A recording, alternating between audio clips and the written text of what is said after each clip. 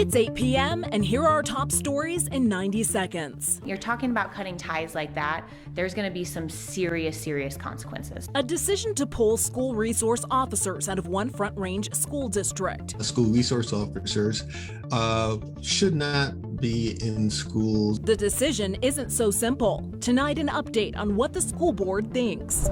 I'm in the group that is completely against injecting an experimental drug in my children. Kids could start receiving the Pfizer COVID vaccine as early as this week. The messenger RNA vaccines have been around for quite some time. They do not change your genetics. They do not change your puberty status. With so much information and just as much misinformation out there, we have a 360 discussion to help you decide what is best for your kid. Plus, all 6 victims of this weekend's mass shooting in Colorado Springs have been identified. The new information police provided today that explain what led up to the tragedy. And a Colorado teen in the running for valedictorian is defying all odds. They said, "This is leukemia." Junior year, I was in the hospital the entire year. But when life wanted to hold her down, she decided she wanted to climb to the top. If I put my mind to something, I'm going to do it. Like, I will do just about anything to complete my goals. Good Tuesday evening, and thank you for watching Denver7 News on Local 3. I'm Jessica Porter. We have some breaking news right now. The Poudre Valley School Board voted to move ahead with contract negotiations to keep school resource officers in schools. The board will now negotiate with 3 different law enforcement agencies. The school board heard lengthy comments from parents. One woman talked about how a school resource officer helped keep her daughter safe after being raped. The role of Sergeant J and the role of other SROs in their community is their ability to talk to teenagers in these types of tragic situations and be there for the victims. But others, including a former student, say the presence of SROs disproportionately impacts students of color. Despite ever-growing budgets, student resource officers continue to discipline and arrest BIPOC and neurodivergent students at grossly disproportionate rates, many of which for subjective crimes such as disorderly conduct. The school board did discuss a change to its standard operating procedures to determine how SROs are involved with administering discipline. The hope is to bring more equity and inclusion into the district. And we've been reading your 360 comments all day long on whether SROs should stay or go. Most say SROs should stay on campuses. Linda says she and her husband have been teachers for the past 40 years. She added, in today's society, SROs provide safety for both students and staff. Robert's been a teacher for 20 years and sent us a comment on our Denver7 Facebook page. He says SROs can provide an immediate response to any worst-case scenarios. Also, he's seen SROs make incredible bonds with students, and they're a good source to interact with officers in a positive way. But do you have another opinion? Send them to us at 360@thedenverchannel.com. As early as this week, the CDC is expected to authorize use of the Pfizer vaccine to kids as young as 12, with vaccinations starting shortly after. Supply shouldn't be an issue. There are nearly 300,000 children in that age group in Colorado, and 354,000 doses are due to arrive just this week. The main issue here is demand. Researchers are hopeful that hesitant parents will eventually feel safe letting their kids get shots. If they do, the benefits should be near immediate. Denver7's Russell Haythorne takes the conversation 360.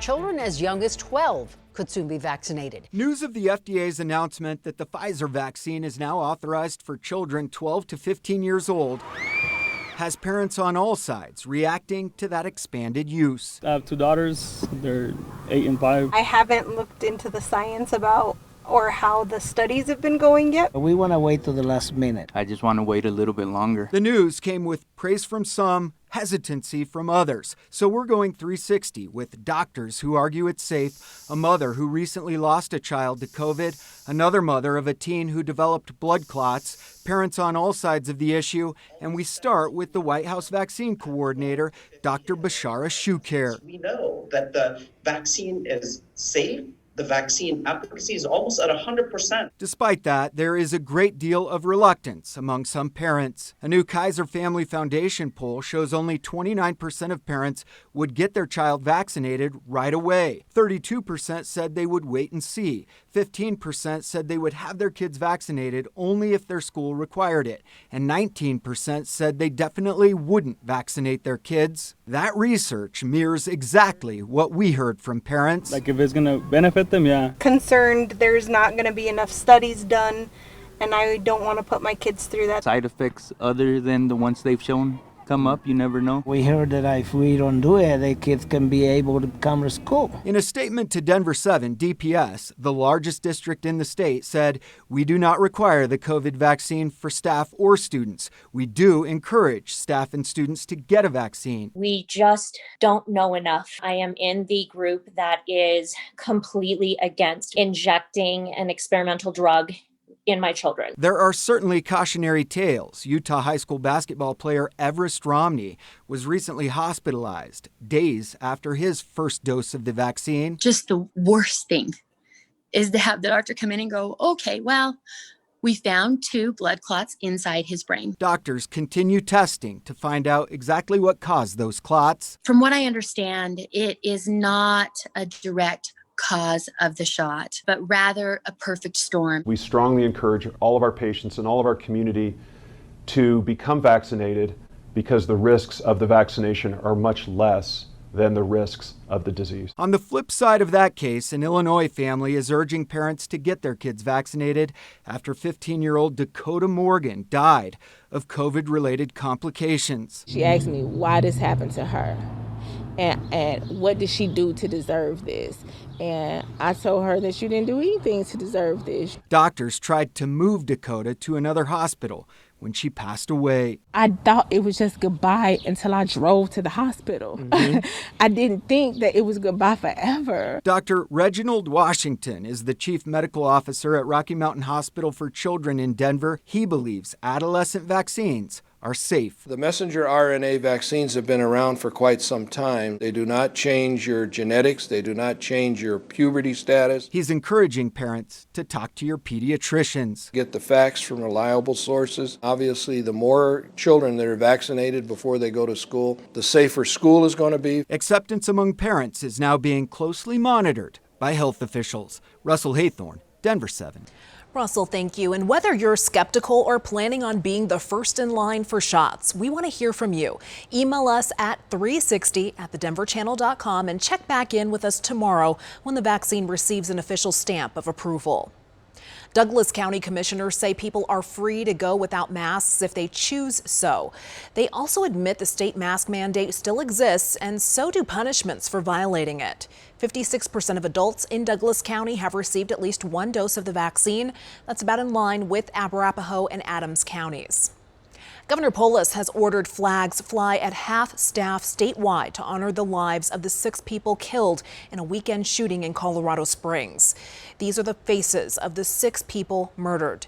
Today, police say they believe the suspect was upset he didn't get an invitation to a birthday party.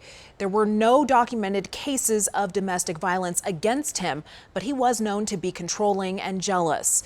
Police have also learned the handgun used was purchased legally several years ago, but not by the suspect. It's unclear how he came to possess it. A sobering statistic today from Aurora Police. 7 people aged 8 to 16 tried to take their own lives in Aurora over the last 6 days. Chief Vanessa Wilson is now working on a plan for more community outreach. The city crisis response team says this is a direct impact of the pandemic. Really what we've been seeing, not just in the last week, but also in the past few months since the pandemic started, is a lot of kids are really feeling isolated. They're not connected to their friends. They're not connected to school anymore. They don't necessarily have a lot of structure. There are free resources available, including Colorado Crisis Services, a 24-hour support line. State lawmakers are trying to make sure those kids have the resources they need. This week, Jack's Law passed out of the state legislature. It could get Governor Polis' signature by the end of the week.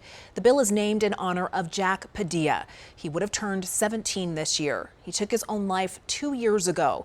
Friends said he was bullied to death. His family vowed to create new rules preventing bullying in schools and raising awareness about the warning signs.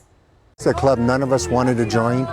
It's a wound that will never close, but every day, as I tell my son and my wife, we get 1 centimeter closer towards acceptance, and that's very healing for us. Jack's father, Rick Padilla, has become an advocate for youth mental health. He told us earlier this year that he believes it's time to give a voice to our youth and let them take the lead on some mental health initiatives. I worked very hard through the hospital and over the summer, and even this year I had double classes, so I worked my butt off. And all that hard work could soon pay off. After battling a leukemia diagnosis, this inspiring Colorado teen now has her sights set on valedictorian. You can accomplish whatever you want to do.